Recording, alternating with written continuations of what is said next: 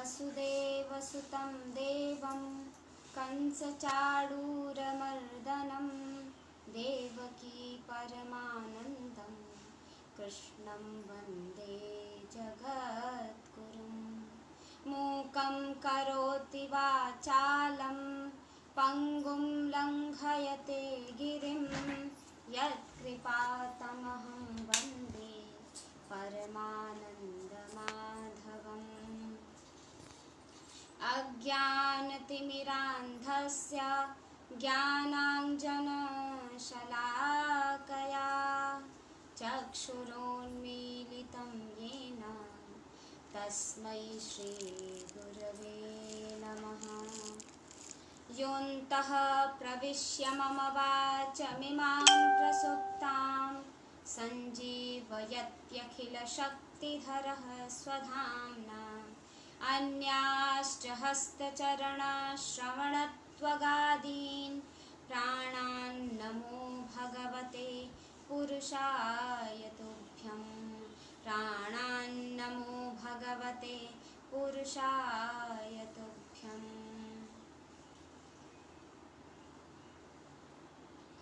उपस्थित सभी भक्त रसिक जन एवं फेसबुक के माध्यम से देख रहे सभी गुरुजन श्रेष्ठ जन, सभी को मेरा प्रणाम।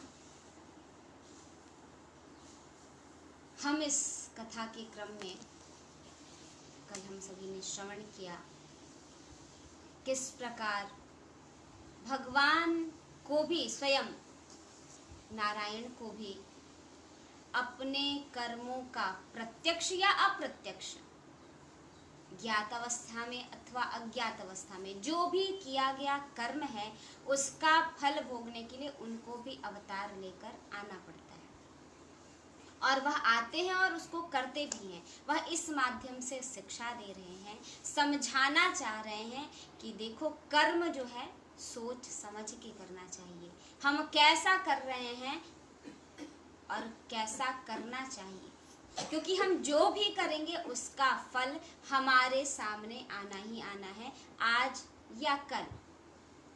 जो हम आज अच्छा करते हैं वही हमारे आगामी जीवन में कल परसों वही हमारे लिए अच्छा बन करके, हमारे लिए सुखमय आनंद पूर्वक जीवन बन के हमारे समक्ष प्रस्तुत हुआ रहता है। और आज यदि हम गलत करते हैं, कुछ अन्याय का, अनीति का कार्य करते हैं, तो वही कल हमारे लिए दुखकारी, कष्टकारी दिन के रूप में हमारे समक्ष प्रस्तुत होता रहता है, जिसका फल या जिसके द्वारा दिया गया दुख या सुख जो भी है वह हमें भी भोगना पड़ता है। यही भगवान स्वयं भी दिखाते हैं अपने द्वारा, क्योंकि वह भगवान है, नारायण है, फिर भी वह मानव लीला कर रहे हैं और इसके माध्यम से यह सिखा रहे हैं। हम सभी कथा में श्रवण कर रहे थे कि भरत जी को जब पता लगा कि इस प्रकार माता के कहे गए वचनों के कारण मेरे जो भ्राता हैं, मेरे जो पूज्य हैं, मेरे जो स्वामी हैं, मेरे जो प्रभु हैं, जो श्री राम हैं, वह वन की ओर गए, तो उनके मन में आया और उन्होंने सारी अयोध्या के समक्ष यह कहा कि यह तो जो सारी नगरी है, जो सारी जनता है, वह पहले से चाहती थी कि राम भगवान राजा बने। पिताजी की भी, दशरथ जी की भी यही इच्छा थी कि राम राजा बने, इसीलिए तो उन्होंने उनको बनाने के लिए प्रस्ताव रखा था और उनका राज्याभिषेक भी होना था। एक दिन में यह जो भी हुआ जिसके कारण मुझे राज्यभार सौंपा जा रहा है, तो यह ऐसा नहीं होना चाहिए। और इसके लिए किया क्या जाए? तो वह कहते हैं कि इसके लिए हम सभी चलेंगे, राम भगवान को मनाकर लाएंगे, उनका राज्याभिषेक करेंगे और यह राज्य उनको सौंपेंगे, उनको कहेंगे कि वह चलाए। देखिए, राम राज्य का मतलब क्या होता है? हम हमेशा कहते हैं कि राम राज्य की कामना सभी लोग करते हैं, कथा इसीलिए सुन रहे हैं। राम राज्य जहां कोई अनीति ना हो, जहां सिर्फ धर्म का आचरण हो, जहां कल्याणकारी कार्य हों। और आगे कथा सुनते सुनते समझ में भी आएगा कि क्यों राम राज्य की कल्पना के लिए कहा गया। क्यों कल्पना नहीं, कामना भी वही होती है। जबकि हम कथा में निरंतर देख रहे हैं कि राम राज्य तो दूर होता ही जा रहा है, उनको वनवास दे दिया गया। राम जी को मनाने के लिए भरत जी पहुंचे श्रृंगवेरपुर। जब पहुंचे तो श्रृंगवेरपुर में राजा, जो श्रृंगवेरपुर का था, भीलों का राजा गुहक को पता लगा कि भरत जी आ रहे हैं अपने बहुत सारे लोगों के साथ। क्योंकि कौन कौन गया उनके साथ, पूरी अयोध्या नगरी तैयार हो गई, हम चलेंगे राम जी को मना के ले आने। गुरु वशिष्ठ हैं, माता अरुंधति हैं, तीनों माताएं हैं, पूरी अयोध्या नगरी है, भरत जी हैं, शत्रुघ्न जी हैं, सारी सेना है, सभी चले हैं अपने राजा को वापस लाने के लिए। जब सुनाई दिया कि राम जिसके पास जा रहे हैं भरत जी और उनके साथ इतने लोग हैं, तो गुहक के मन में विचार आया कि कहीं ऐसा तो नहीं यह आक्रमण करने के लिए जा रहे हैं राम जी के लिए। क्योंकि अगर मिलने जाते, उनको मनाने जाते तो अकेले जाना था, इतने लोग जा रहे हैं साथ में, यह विचार आया। उन्होंने सोचा कि अब हम इनको आगे नहीं जाने देंगे। विचार विमर्श के समय ही पता लगा, एक वृद्ध ने, उस श्रृंगवेरपुर के वृद्ध ने कहा कि ऐसा है, अपने हिसाब से सोच के किसी भी निर्णय पे पहुंच जाना अच्छी बात नहीं। यह श्रेष्ठ होगा कि हम जा करके स्वयं पूछ कर पता लगाएं कि आखिर क्यों भरत जी जा रहे हैं। राजा चले अपने राज्य मंत्रियों के साथ। देखा भरत जी रथ पर सवार हैं। जैसे ही भरत जी देखते हैं कि यह राजा गुहक हैं, श्रृंगवेरपुर के राजा हैं, वह रथ से कूद करके उतर जाते हैं और वंदन करते हैं राजा गुहक का। अब विचार किया जाए, राम जी के भाई हैं भरत जी, जिनको राज्य सौंपा गया, जो रथ पर सवार हैं, वह रथ से उतरकर भील, जो वन का, जो भीलों का राज्य था, उसका जो राजा है गुह, उसका वंदन करने के लिए उतरे हैं। वशिष्ठ जी पूछ रहे हैं, क्या भरत तुम्हारा यह आचरण सही है? क्योंकि अभी तो तुम राजा के हिसाब से हो, जा रहे हो अपने राम का राज्याभिषेक करने के लिए, तो तुम्हें अपने आश्रित इन छोटे मोटे जो राज्य हैं उनके प्रति ऐसे नमना झुकना सही है? वह कहते हैं कि यह सत्य है कि यह भीलों का राजा गुहक है, लेकिन यह सिर्फ भीलों का राजा गुहक नहीं, यह मेरे श्री राम का सखा है, और यह सखा है इसलिए यह मेरे लिए वंदनीय है। इसलिए उन्होंने वहां गुहक का वंदन किया, बताया कि हम राम जी को मनाने के लिए जा रहे हैं, उनको वापस लेने के लिए जा रहे हैं। गुहक ने कहा ठीक है, हम भी चलते हैं। साथ साथ चले, भरद्वाज मुनि के आश्रम में आए। भरद्वाज मुनि आश्रम में आने के बाद वह सोच रहे हैं कि मैं कैसे इन संतों को अपना चेहरा दिखाऊं, कैसे इनका सामना करूं, क्योंकि यह जो भी कार्य हुआ उसका कारण तो मैं हूं, भरत के कारण यह कार्य हुआ, तो कैसे? इसी बात को संत अलग दृष्टि से विचार करके कहते हैं, नहीं ऐसी बात नहीं है। भरत जी क्यों जाने में विचार कर रहे हैं या भरत मुनि के आश्रम में क्यों गए, यह विचार किया जाए तो देखा जाए वह जा किस कार्य से रहे हैं, राम जी के लिए जा रहे हैं। और राम जी को पाना है तो पहले किन्हीं सदगुरु का संग करना जरूरी है, उनका शरण लेना जरूरी है। उनकी शरण को प्राप्त करके ही व्यक्ति राम जी तक पहुंच सकता है। इसलिए भरद्वाज मुनि के आश्रम में, लेकिन यह मनुष्य की जो वृत्ति है वह, उसके अंदर दोनों वृत्तियां होती है, एक अच्छाई भी होती है, एक बुराई भी। अच्छाई कहती है चलो और बुराई रोकती है, बहाना चाहे जो भी हो। भरत जी के भी मन में विचार आ रहे हैं, मैं इन सारी चीजों का कारण हूं, मैं जाऊं नहीं जाऊं, कैसे सामना करूं, रोक रही है वृत्ति। लेकिन फिर उनके मन में आया कि मुझे जाना चाहिए। जाकर भरद्वाज मुनि का आश्रम अंदर गए, उनका वंदन किया। भरत जी को देख करके भरद्वाज मुनि कह रहे हैं कि अच्छा, तो आप राम जी के दर्शन के लिए जा रहे हैं, यह तो बड़ी श्रेष्ठ बात है। आप एक ऐसे कार्य के लिए जा रहे हैं जो समाज के लिए बहुत ही बड़ी शिक्षा है। क्यों जा रहे हैं? एक भाई है जिसको राज्य मिल गया है, वह राज्य अपने भाई को, श्रेष्ठ को, बड़े को देने के लिए जा रहा है। क्यों? अपने प्रेम के कारण। वह जान रहा है कि इसका जो अधिकारी है वह है। इस बात को प्रदर्शित किया जा रहा है भरत जी के द्वारा। कहा यह शिक्षा देने के लिए भरत जी का ही जन्म हुआ। भगवान, हमने सभी ने सुना कि जब भगवान जन्म लिए तो अंशांश रूप से 4 अवतार लिए, वह राम, लक्ष्मण, भरत, शत्रुघ्न। तो लक्ष्मण जी तो शेषावतार। भरत जी का जन्म क्यों हुआ? कहा भरत जी जो हैं वह कर्म का प्रतीक है।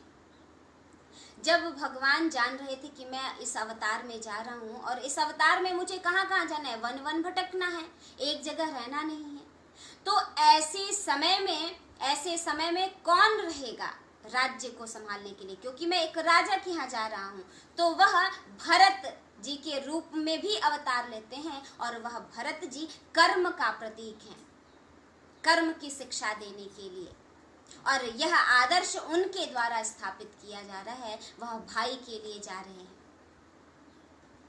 भरत जी किसको बहुत सारी शिक्षाएं दी भरद्वाज मुनि ने, उनको अणिमा, लघमा आदि सिद्धियां प्रदान करने की बात कही। वह किसी भी विषय में रुचि नहीं ले रहे हैं, उनका मन एकमात्र राम जी तक कब में लगा हुआ है। भरद्वाज मुनि सोचते हैं यह तो शायद राम से भी श्रेष्ठ हैं। क्यों? क्योंकि जिसको भगवान इतने प्रिय हों और जिसका ध्यान भगवान सतत करते हों, उससे बड़ा कौन हो सकता है? भगवान स्वयं कहते हैं कि मैं नहीं बड़ा हूं, मुझसे बड़े मेरे भक्त हैं। क्यों? क्योंकि मैं तो उनके अनुसार चलता हूं। भरद्वाज मुनि ने वंदन किया भरत जी का। कहा कि मुझे लगता था कि जीवन का सबसे बड़ा लक्ष्य प्रभु का दर्शन पा लेना है, लेकिन आज मुझे लगता है कि प्रभु का भी दर्शन करने का जो फल है वह फल भरत दर्शन है। क्यों? क्योंकि भरत जी आज उनको ऐसे अनन्य प्रेम की शिक्षा दे रहे हैं, अनन्य भक्ति की शिक्षा दे रहे हैं और उसको ग्रहण कर रहे हैं भरद्वाज मुनि। आगे वह राजा गुहक के साथ वहां पता चला भरद्वाज मुनि से कि वह चित्रकूट की ओर गए हैं। चित्रकूट जाने के लिए आगे बढ़े और पहुंचने वाले हैं चित्रकूट। वर्णन किया कि जब चित्रकूट की तलहटी से ऊपर चढ़ रहे हैं और ऊपर भगवान राम विराजित हैं, उनके बगल में लक्ष्मण जी हैं उनकी सेवा करते हुए, बगल में माता सीता हैं। जब यह सूचना पहुंची लक्ष्मण जी तक, राम जी तक कि भरत जी उनसे मिलने आ रहे हैं, और यह सूचना पहुंची कैसे? कहा जब वह इतने लोग आ रहे थे तो भगवान जिस बस्ती के किनारे रुके थे, उन बस्ती के लोगों ने आकर कहा कि प्रभु आपके भाई आ रहे हैं, आप उनको मना करिए, वह बहुत बड़ी सेना लेकर के आ रहे हैं इस वन प्रदेश में, जिसके कारण ये वन के जीव डर के भाग रहे हैं, यह अच्छा नहीं है और इस प्रकार आएंगे तो सभी भय में होंगे, तो आप मना करिए। लक्ष्मण जी यह बात सुनते हैं, कहते हैं कि भरत जी मिलने आ रहे हैं इतने लोगों के साथ, क्यों? विचार कर रहे हैं। भरत जी का आना सुन के लक्ष्मण जी के मन में आया कि भरत जी अवश्य ही मिलने तो नहीं आ रहे हैं। क्यों? क्योंकि मिलने आते तो अकेले आ जाते, इतनी बड़ी सेना लेके आने की क्या आवश्यकता। कहीं ऐसा तो नहीं कि जो राज्य उनको ऐसे ही मिल गया वह सोच रहे हों कि अब उसको पूरी तरह से अपना बना लिया जाए, और वह कैसे होगा, तो राम जी भी ना रहे। यह विचार कर रहे हैं लक्ष्मण जी, कह रहे हैं कि भैया, भरत भैया ऐसे कैसे आ रहे हैं, आप सोचिए कहीं उनके मन में कुछ अनिष्ट करना तो नहीं। राम जी कहते हैं कि देखो भैया लक्ष्मण, हमारा जो भरत है ना, उसके पास पूरा त्रैलोक्य भी उसको दे दिया जाए, तब भी उसके मन में इस प्रकार का विचार आ ही नहीं सकता, क्योंकि वह भरत है। भरत त्याग के स्वरूप हैं। कर्म और त्याग कहा, जब व्यक्ति अपने कर्मों को अच्छे से करता है, सही ढंग से करता है, और उसके जीवन में त्याग भी हो, इतना बड़ा, सभी राम राम राम राम की पूजा करते हैं, राम को वनवास झेलना पड़ा, कितना दुख झेलना पड़ा, भगवान होते हुए भी यह विचार करते हैं। लेकिन एक बात और विचार कीजिए, राम जी श्रेष्ठ हैं, पूज्य हैं, भगवान हैं, अवतार लेकर आए हैं शिक्षा देने के लिए, लेकिन संत कहते हैं उनसे भी ज्यादा श्रेष्ठ तो भरत जी हैं। क्यों? क्योंकि राम जी से सब कुछ छीन लिया गया, उनको वनवास दे दिया गया, इसलिए वह वन वन भटक रहे हैं, इसलिए वह संतों के पास जा रहे हैं। लेकिन जब किसी के पास हो ही ना, तब भी वह उसी में रहे आनंद से। यह तो बात है कि उसके पास उतना है तो वह उसमें रह रहा है, लेकिन जिसके पास संपूर्ण साम्राज्य है, वह उसको भी त्याग करके जब प्रभु की ओर बढ़ रहा है, वही सबसे ज्यादा श्रेष्ठ है। और यही रामायण का फल भी है, मानस का फल भी है, राम कथा का फल भी है, उस त्याग और कर्म की प्रतिष्ठा करना, बताना, जो भरत जी के चरित्र से हो रही है।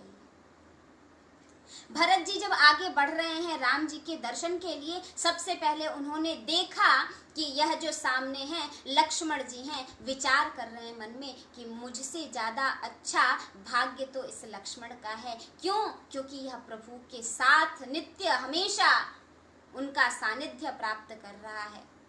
सबसे पहले लक्ष्मण जी का दर्शन हुआ, बाद में सीता जी को देखा, और फिर सीता जी को देखने के बाद बैठे हुए श्री राम जी का दर्शन हुआ। संत इस दर्शन की व्याख्या करते हैं, कहते हैं जो चल के आ रहा है वह त्याग की मूर्ति, कर्म का स्वरूप भरत है, और उसको सबसे पहले लक्ष्मण का दर्शन हुआ। क्यों? क्योंकि जो लक्ष्मण है वह वैराग्य का स्वरूप है, और उसके बाद उनको दर्शन हुआ माता सीता का। माता सीता पराभक्ति का प्रतीक हैं, और जिसको जो कर्म का और वैराग्य के द्वारा जो भक्ति प्राप्त कर ले, अर्थात जो त्याग के द्वारा सही कर्म करते हुए भक्ति कर ले, वह ही श्री राम दर्शन का अधिकारी होता है। इसलिए इस चित्र को, इस छवि को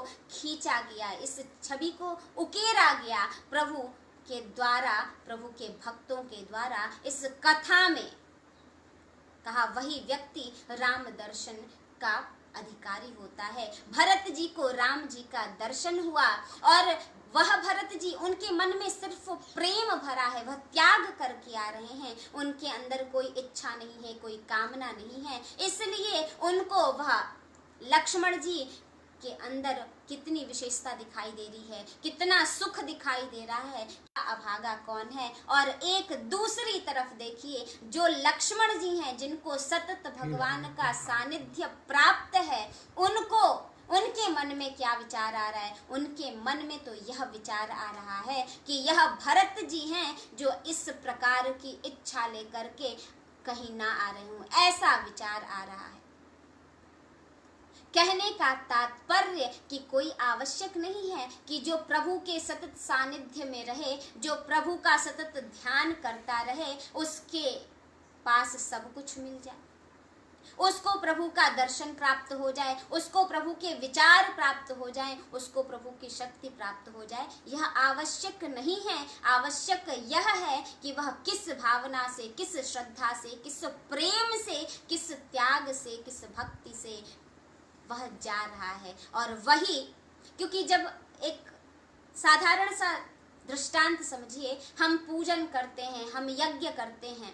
पहले बहुत बड़े बड़े यज्ञ होते थे, आज हम पूजा करते हैं या कथा सुनते हैं। सत्यनारायण भगवान की मान लीजिए कथा सुनने का मन में विचार आया, तो कहा गया कि भगवान तो तभी व्यक्ति के अंदर आकर के स्थापित हो जाते हैं और उस व्यक्ति को तभी फल भी मिल जाता है जब वह विचार कर लेता है। लेकिन एक बात समझिए, आपके मन में विचार आया कि आप भगवान की कथा सुने, उसके लिए आपने किया, वार्ता की, पंडित जी से निवेदन किया, पंडित जी ने तिथि बता दी, ठीक है इस समय होगा।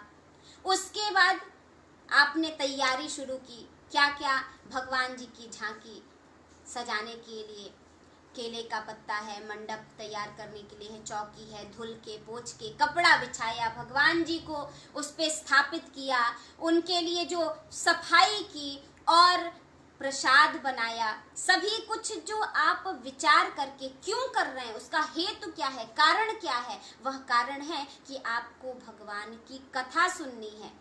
यह उद्देश्य करके, यह मन में विचार रख के आप कथा के उन कार्यों में प्रवृत्त होते हैं, इसलिए आपको वह फल तत्काल मिल जाता है जब आप कथा सुनने का मन में विचार करते हैं और कथा सुनते हैं। क्योंकि कथा सुन ली जाए यह बड़ी बात नहीं है। कथा सुनने में, यज्ञ करने में एक एक जो कार्य है, लकड़ी काट के लाई जाती है, उसको सुखाया जाता है कि उसमें कोई जीव ना हो, चावल आहुति में डाला जाता है, उसको बिना जाता है कि उसमें कोई जीव ना हो, साफ सुथरा। जब आप यज्ञ में इन सारे कर्मों को करते हैं तो आपका फल, जो यज्ञ का फल है, वह आपको उसी समय प्राप्त होने लगता है। लेकिन आपने जो संकल्प किया है वह पूरा हो, इसलिए आप कथा सुनते हैं और भगवान फिर आपकी मदद करते हैं और तब आपका वह संकल्प निर्विघ्नता पूर्वक वह यज्ञ, वह कथा, वह पूजन संपन्न होता है और आप का मन प्रसन्न होता है, यह आपका फल होता है। राम जी की स्तुति करते हुए, उनका ध्यान करते हुए, उनका विचार करते हुए भरत जी पहुंचे, इसलिए उनको भगवान राम का प्रत्यक्ष दर्शन हुआ। भरत जी पहुंचे, वंदन किया राम जी का, कहा कि प्रभु आप भैया हैं, आप मेरे सर्वस्व हैं और आप ही जब छोड़ के आ गए तो वहां हम कैसे रह सकते हैं। और इसके लिए उनके साथ सभी लोग आए हैं और सबका एक ही उद्देश्य है, राम जी को वापस ले जाना। सीता जी से सभी मिलते हैं, उसी समय वहां जनक जी भी आते हैं, माता सुनैना भी आती हैं, तीनों माताएं हैं।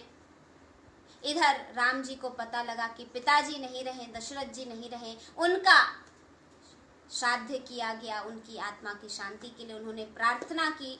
बाद में सभी बैठकर विचार करने लगे कि कैसे मनाया जाए।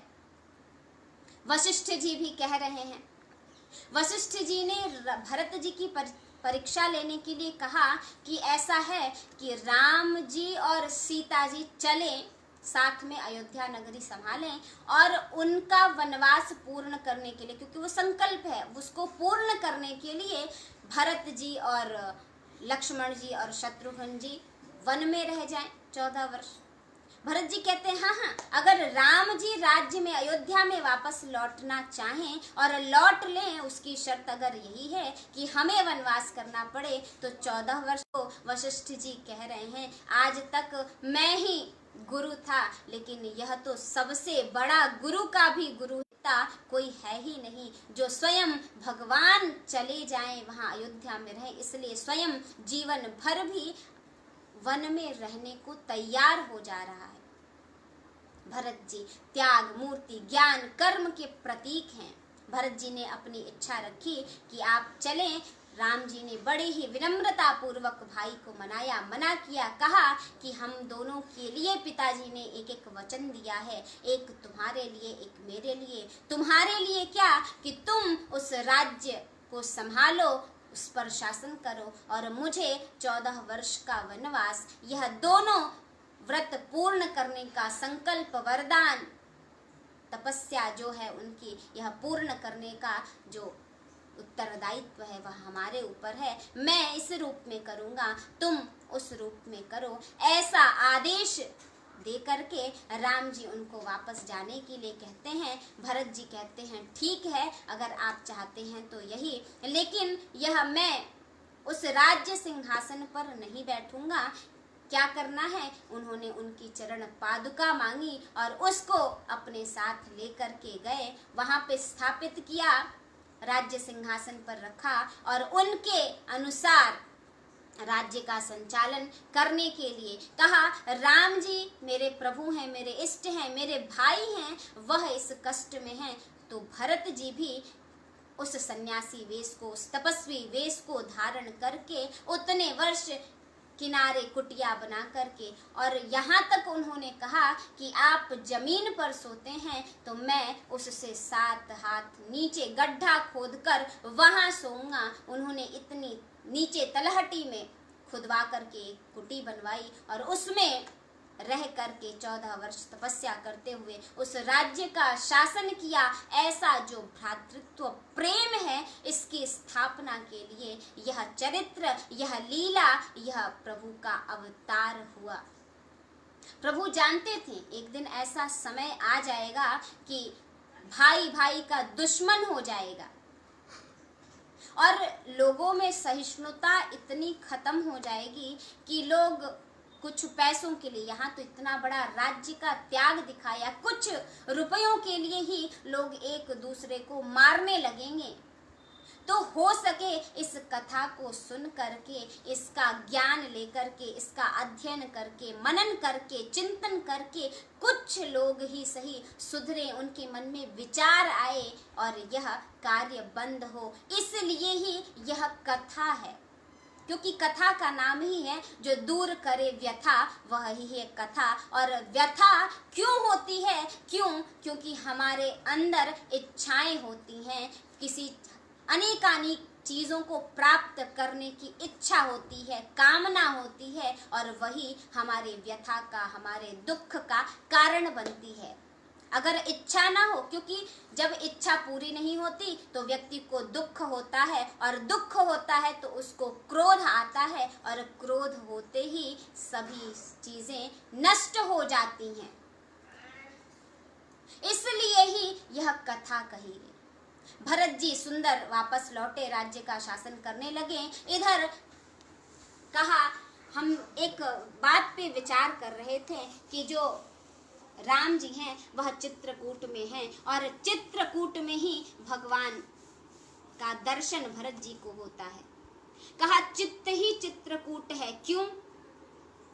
कहा इस चित्त में ही जीव और शिव दोनों रहते हैं, आत्मा और परमात्मा दोनों रहते हैं, लेकिन दर्शन नहीं हो पाता। क्यों? क्योंकि अज्ञान का आवरण पड़ा होता है, और जब तक यह अज्ञान का आवरण खत्म नहीं होता तब तक उसको दर्शन नहीं होता। और वह खत्म कैसे होगा? तो वह खत्म होगा भरत जी के चरित्र को सुनने से, उसको आचरित करने से, उससे कुछ सीखने से।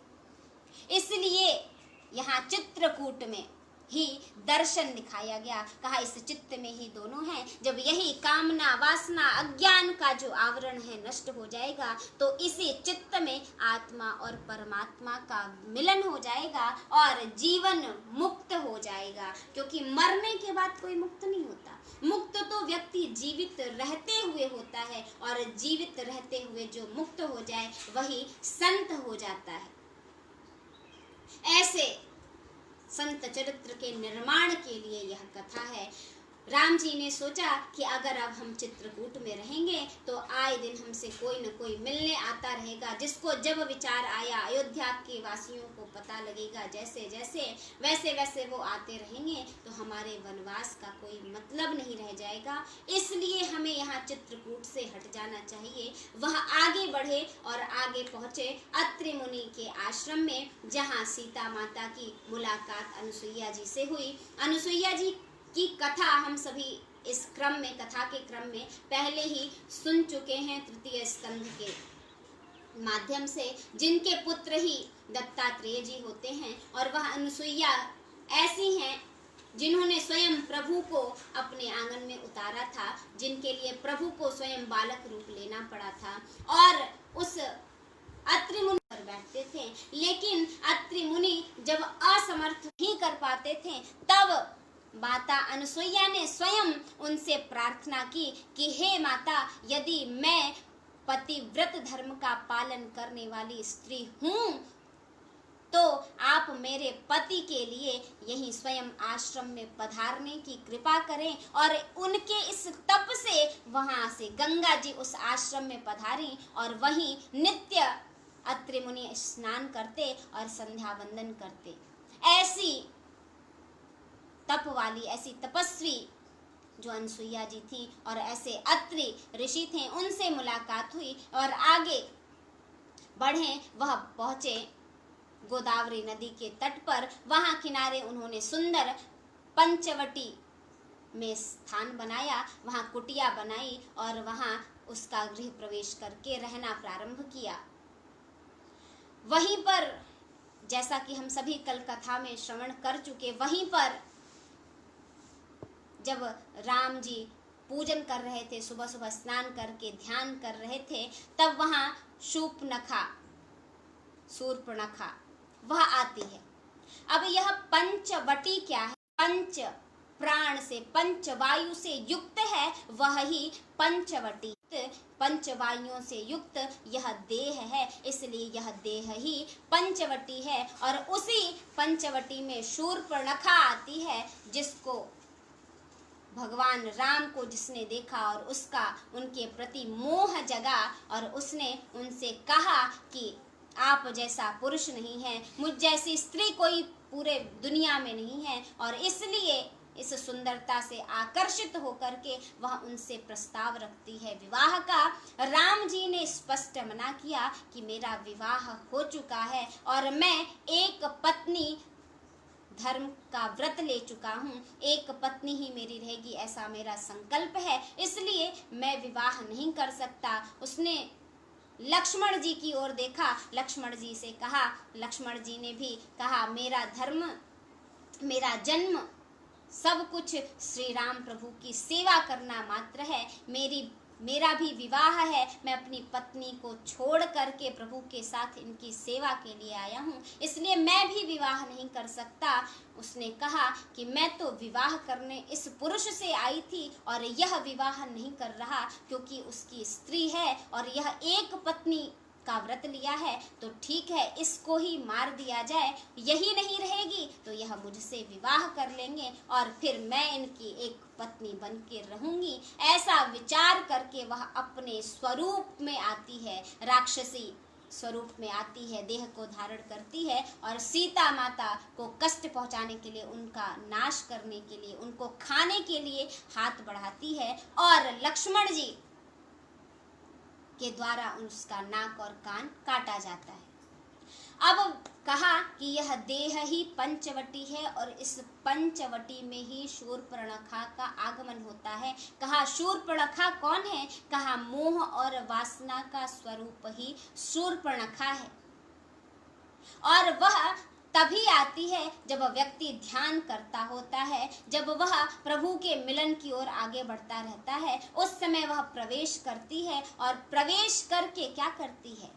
वासना का काम है उसके ध्यान को भटकाना, वह ध्यान भटकाती है, उसके व्रत को, संकल्प को तोड़ने का प्रयत्न करती है, वह ही शूर्पणखा है। और कहा वह पहले तो बहुत सुंदर स्वरूप में रहती है, बड़ी ही सुंदर। उसने कहा मुझ जैसी सुंदरी कोई विश्व में नहीं है, इतनी सुंदर होती है, लेकिन पहले सुंदर लगने वाला जो मोह है, जो वासना है, वह ही बाद में जब भयावह रूप में प्रकट होती है तो उसी के द्वारा नाश का मार्ग, कष्ट का मार्ग, दुख का मार्ग खुलता है। यहाँ पे भी वही हुआ, उसको, उस शूर्पणखा को, उस मोह स्वरूपा, उस काम स्वरूपा, वासना स्वरूपा शूर्पणखा का नाक कान काटा गया और वह रावण की बहन थी, गई भाई से कहा, मैं आपके लिए गई थी, वह इतनी सुंदर स्त्री सीता, मैंने सोचा संपूर्ण विश्व की अच्छी चीजें आपके पास हैं, वह भी आपके लिए होनी चाहिए,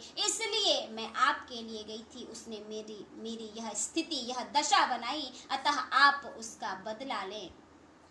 और वह ही कारण बनता है इस कार्य का, इस नाश का, इस बड़े विघ्न का, इस बड़े दुख का। आगे राम जी ने कहा कि यह हुआ तो अनुचित, क्योंकि एक स्त्री पे हाथ नहीं उठाना चाहिए था और इसका परिणाम भी अच्छा नहीं होगा। इस तरह विचार करके और लीला एक हुई जिसका श्रवण हम सभी ने किया। रावण ने मारीच को अपनी कामना को पुष्ट करने के लिए मारीच को भेजा, मारीच के पीछे भगवान राम गए, मारीच का वध तो किया, लेकिन इधर उस समय रावण ने सीता जी का हरण किया, सीता जी को उठा ले गया।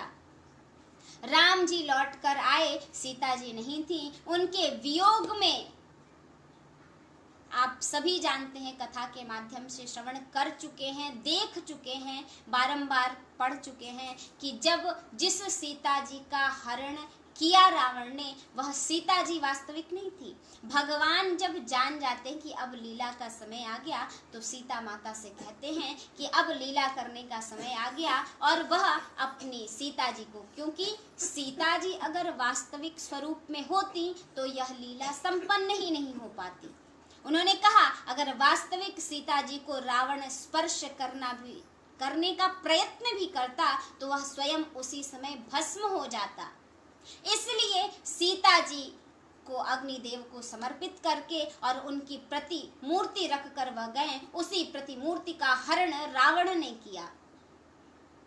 वह गया, इधर प्रभु मानवी लीला में है, रो रहे हैं, उस शाप को, फल को, उस कर्म को भोगने की लीला कर रहे हैं, रो रहे हैं, सीता सीता करके ढूंढ रहे हैं। और बड़ा ही सुंदर संत ने व्याख्या की है इस दृश्य को, कहा जब राम जी ढूंढ रहे हैं, देखा सीता जी नहीं है, पूछ रहे हैं वृक्षों से, पशुओं से, पक्षियों से, सभी से प्रश्न पूछ रहे हैं, वह देख रहे हैं पृथ्वी को, भूमि को, तो उनके मन में विचार आ रहा है कि यह पृथ्वी, यह भूमि तो मेरी सास है, मेरी माता है, क्योंकि सीता जी किसकी पुत्री थी? भूमिजा थी, भूमि की पुत्री थी, पृथ्वी की पुत्री थी। और जब वह पृथ्वी की ओर देख रहे हैं, उनका कष्ट और बढ़ता जा रहा है। वह कह रहे हैं कि मैं दृष्टि करूं भी तो किधर करूं, क्योंकि मैं पृथ्वी को देखता हूं तो यह मुझसे प्रश्न करती है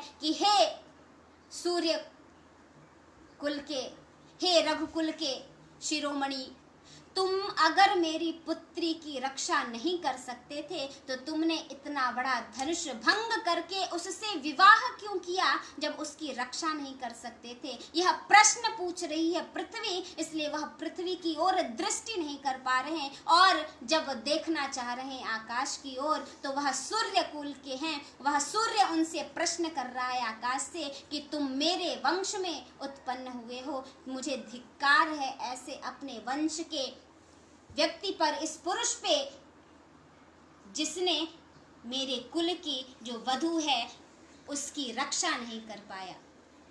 वह इस प्रकार दुख में हैं, सोच रहे हैं क्या होगा। मार्ग में गए, उनको जटायु जी मिले। जटायु जी की स्थिति बड़ी खराब थी, घायल स्थिति में थे।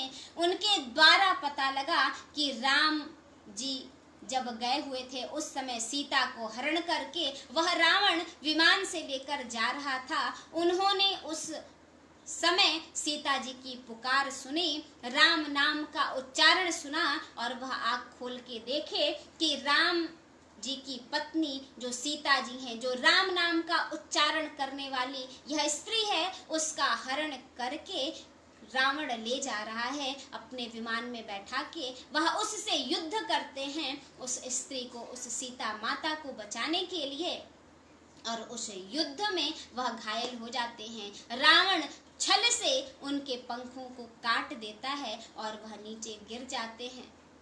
उन्हीं जटायु से मुलाकात हुई राम जी की। राम जी ने देखा कि मेरे कारण इनको भी इतना बड़ा दुख भोगना पड़ रहा है, बड़े दुखी हो रहे हैं, कष्ट में हैं। कहा कि मैं आप कहें तो मैं आपको ठीक कर दूं। उन्होंने कहा नहीं, मुझे ठीक नहीं होना। क्यों? क्योंकि जिसके लिए व्यक्ति जन्म जन्मांतर सिर्फ तप करता रहता है कि उसका दर्शन हो, उसका दर्शन हो, उसकी मुक्ति सुधरे, उस नाम का, आपके नाम का जप करता रहता है, तो जब वह ही साक्षात मेरे पास है तो अब मैं जीऊं तो किसके लिए ठीक हो कर जीऊं, इसलिए मुझे अब जीना नहीं है। और इस प्रकार करुण क्रंदन करते हुए, राम जी का नाम लेते हुए जटायु ने अपने प्राणों को त्यागा और राम जी ने स्वयं अपने हाथों से उनका अंतिम संस्कार किया।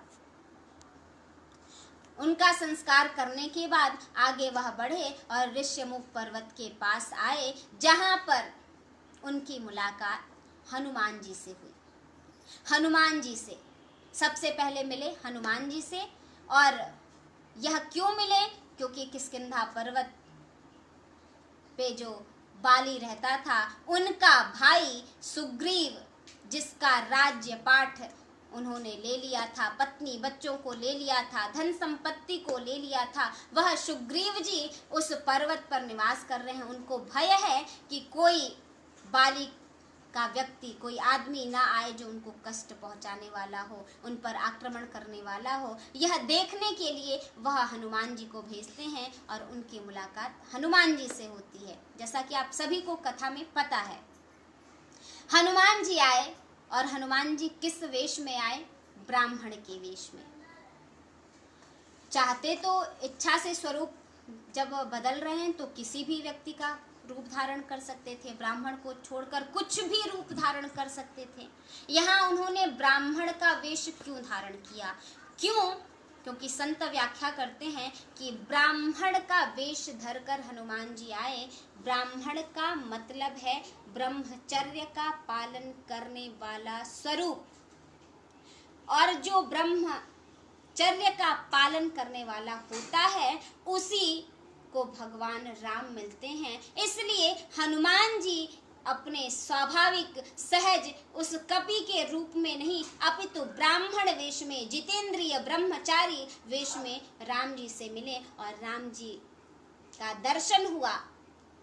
राम जी का दर्शन हुआ, उन्होंने बारंबार वंदन किया और कहा कि आप मेरे साथ चलिए। उस पर्वत पर एक सुग्रीव नाम का व्यक्ति रहता है, उसके पास चला जाए। सुग्रीव जी के पास ले गए और सुग्रीव जी से उनकी मित्रता कराई।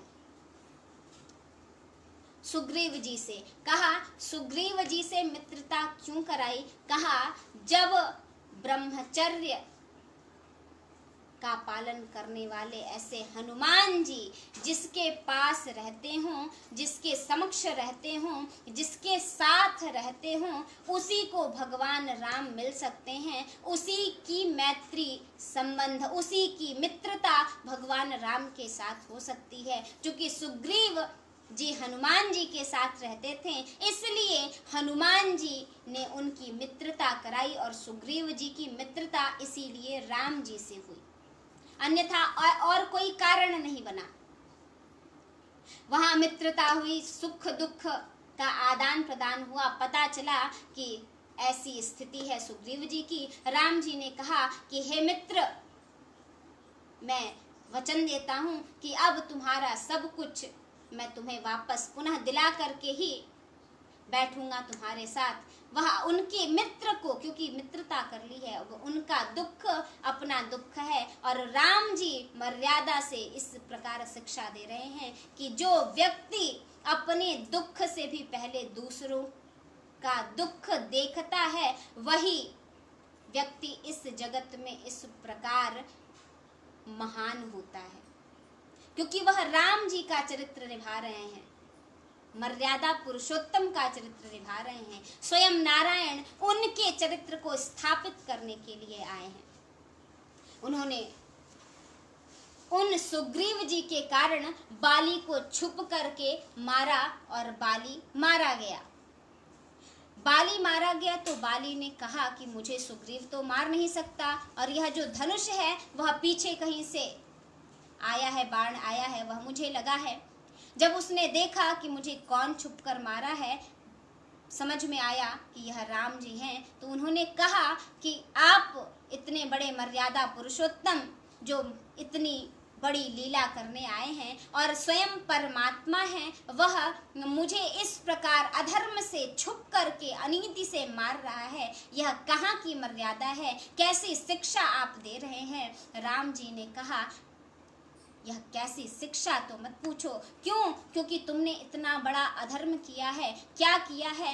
कहा, अपने भाई की पत्नी को, धन तो छोड़ो, संपत्ति राज्य तो छोड़ो, उसकी पत्नी तक को तुमने अपने पास रख लिया है। और पत्नी, भाई की पत्नी, बहन, बेटी, पर स्त्री माता के समान होती है, तुमने उसके प्रति कुदृष्टि रखी है। इससे बड़ा अधर्म क्या हो सकता है? उसका फल है कि मैं तुम्हें मार रहा हूं।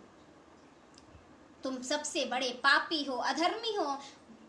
भगवान राम के वचन सुन करके बाली कहता है, ठीक है, आप कह रहे हैं कि मैं पापी हूँ तो मैं मानता हूँ, लेकिन आप एक बात बताइए, आप स्वयं भगवान हैं, नारायण का अवतार हैं, और मुझ जैसे पापी को क्यों मारें? क्योंकि आपका दर्शन तो पुण्य वालों को ही मिलता है। जो आपका ध्यान करे, आपका स्मरण करे, उनको ही मिलता है। फिर मुझ जैसे पापी को आपका दर्शन क्यों मिला? मुझ जैसे पापी का उद्धार, मरण आपके हाथों से क्यों हुआ? यही बता दीजिए। तब राम जी वहां कहते हैं कि देखो, तुम्हारी मृत्यु तुम्हारे कर्मों के कारण नहीं हुई, क्योंकि तुम्हारे कर्म को मैं ध्यान देता तो मैं तुम्हें अपने हाथ से नहीं मारता, अपितु इसलिए क्यों? क्योंकि तुम सुग्रीव के भाई हो, इसलिए तुम्हारा वध मेरे हाथों से किया गया। तुम्हें अंत समय में मेरा दर्शन प्राप्त हुआ। बाली उनको बड़े बड़े प्रवचन दे रहा था कि मैं पापी कैसे हो सकता हूँ। क्यों? क्योंकि पापी को कहीं अंत समय में भगवान के दर्शन होते हैं। उन्होंने मार रहा हूँ, तुम्हारा उद्धार करने आया हूँ, वह उन्हें ठीक भी करना हूँ। उसने कहा, नहीं, अगर स्वयं आप परमात्मा हैं तो मैं आज अपने भाई को, सुग्रीव को वंदन करता हूँ कि अगर यह नहीं होता तो मुझे आपके दर्शन नहीं होते, आपके द्वारा मेरी मंगलमयी यह मृत्यु मुझे प्राप्त नहीं होती। सुग्रीव जी के चरणों में वंदन कर रहा है बाली, और सुग्रीव जी ने वंदन किया बाली का कि नहीं, आप जैसा भाई नहीं होता।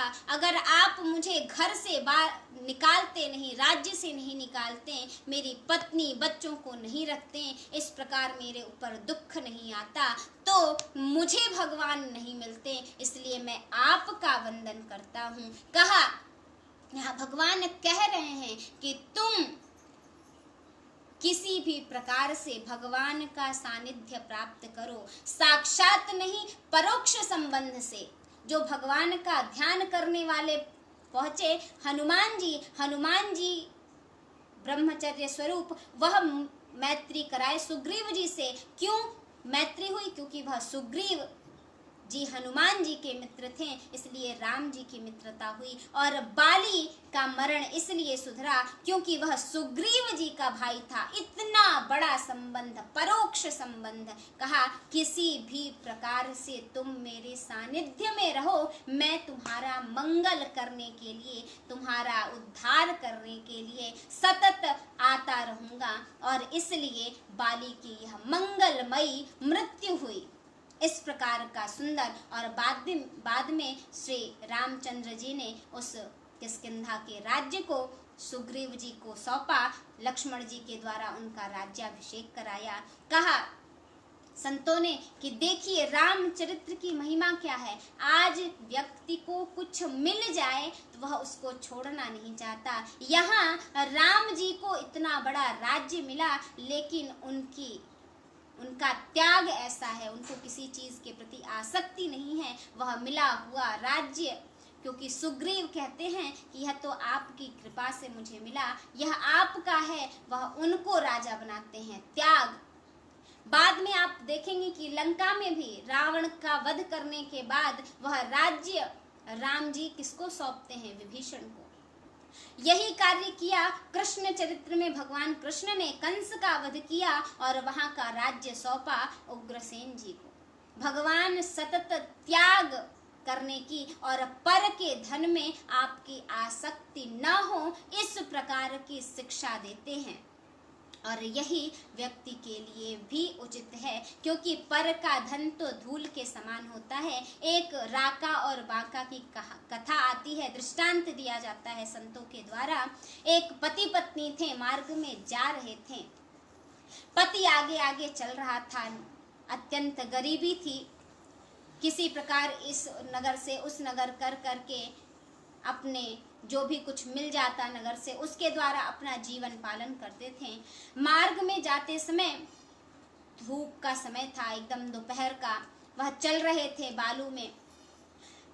सामने जाते हुए पति को दिखा कि एक स्वर्ण हार जो है पहनने वाला वह गिरा हुआ है। उसने उसको देखा कि वह स्वर्ण हार है, उसको वह मिट्टी में फटाफट से उस बालू में, रेत में ढकने लगा। क्यों? क्योंकि वह उसकी पत्नी उसको ना देख ले, क्योंकि उनके पास अत्यंत गरीबी है। अगर उसकी पत्नी देख ली तो यह उसको पाने की इच्छा ना हो जाए, और इच्छा होगी तो यह अच्छा नहीं होगा, इसलिए वह उसको ढक रहे हैं।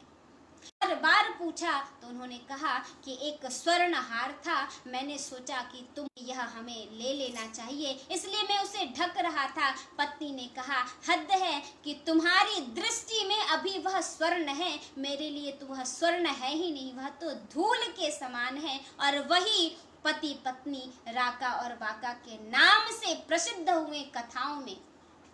वही कहा, जिसके लिए पर का जो धन है, जो पड़ा हुआ अनायास मिलने वाला धन भी धूल के समान जब दृष्टि में हो जाए, वह ही सच्चा भक्त और सच्चा त्यागी है। इस प्रकार की त्याग को दिखा रहे हैं राम जी, और उन्होंने सुग्रीव जी को राज्य सौंपा और आगे पर्वत पर निवास करने लगे। यहाँ से कथा प्रारंभ होगी।